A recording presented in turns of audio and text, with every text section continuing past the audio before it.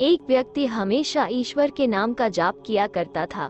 धीरे धीरे वह काफी बुजुर्ग हो चला था, इसीलिए एक कमरे में ही पड़ा रहता था। जब भी उसे शौच, स्नान आदि के लिए जाना होता था, वो अपने बेटों को आवाज लगाता था और बेटे ले जाते थे। धीरे धीरे कुछ दिन बाद बेटे कई बार आवाज लगाने के बाद भी कभी कभी आते और देर रात तो नहीं भी आते थे। इस दौरान वे कभी कभी गंदे बिस्तर पर ही रात बिता दिया करते थे। अब और ज्यादा बुढ़ापा होने के कारण उन्हें कम दिखाई देने लगा था। एक दिन रात को निवृत्त होने के लिए जैसे ही उन्होंने आवाज लगाई, तुरंत एक लड़का आता है और बड़े ही कोमल स्पर्श के साथ उनको निवृत्त करवा कर बिस्तर पर लेटा जाता है। अब ये रोज का नियम हो गया। एक रात उनको शक हो जाता है कि पहले तो बेटों को रात में कई बार आवाज लगाने पर भी नहीं आते थे, लेकिन ये तो आवाज लगाते ही दूसरे क्षण आ जाता है और बड़े कोमल स्पर्श से सब निवृत्त करवा देता है।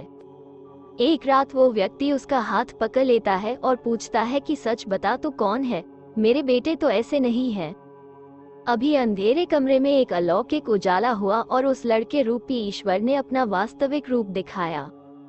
वो व्यक्ति रोते हुए कहता है, हे प्रभु, आप स्वयं मेरे निवृत्ति के कार्य कर रहे हैं। यदि मुझसे इतने प्रसन्न हो तो मुक्ति ही दे दो ना। प्रभु कहते हैं कि जो आप भुगत रहे हैं वो आपके प्रारब्ध है। आप मेरे सच्चे साधक हैं, हर समय मेरा नाम जप करते हैं, इसलिए मैं आपके प्रारब्ध भी आपकी सच्ची साधना के कारण स्वयं कटवा रहा हूँ।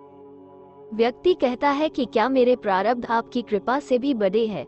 क्या आपकी कृपा मेरे प्रारब्ध नहीं काट सकती है? प्रभु कहते हैं कि मेरी कृपा सर्वोपरि है, ये अवश्य आपके प्रारब्ध काट सकती है, लेकिन फिर अगले जन्म में आपको ये प्रारब्ध भुगतने फिर से आना होगा। यही कर्म नियम है, इसलिए आपके प्रारब्ध मैं स्वयं अपने हाथों से कटवा कर इस जन्म मरण से आपको मुक्ति देना चाहता हूँ। ईश्वर कहते हैं, प्रारब्ध 3 तरह के होते हैं, मंद, तीव्र तथा तीव्रतम। मंद प्रारब्ध मेरा नाम जपने से कट जाते हैं।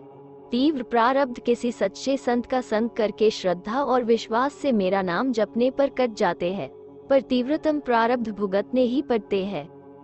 लेकिन जो हर समय श्रद्धा और विश्वास से मुझे जपते हैं, उनके प्रारब्ध मैं स्वयं साथ रहकर कटवाता हूँ और तीव्रता का एहसास नहीं होने देता हूँ।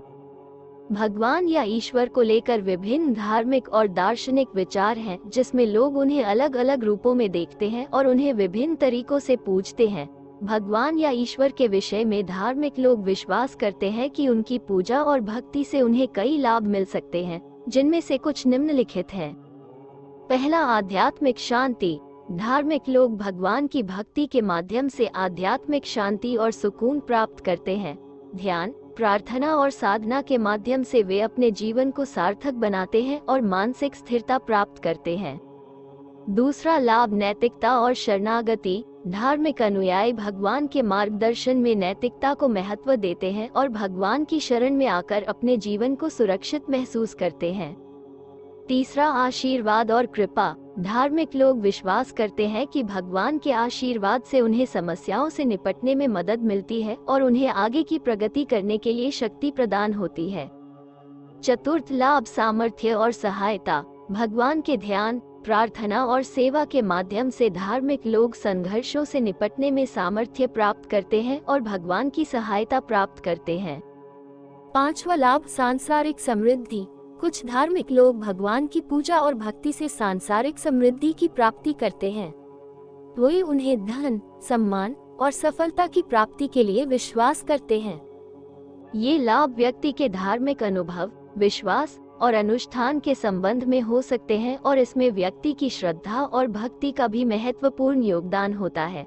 फिर भी ध्यान देने योग्य बात है कि भगवान के विषय में ये भावनाएं व्यक्ति से व्यक्ति विभिन्न हो सकती हैं और इन्हें सिद्ध करने के लिए अपने धार्मिक संप्रदाय का अनुसरण करना महत्वपूर्ण है।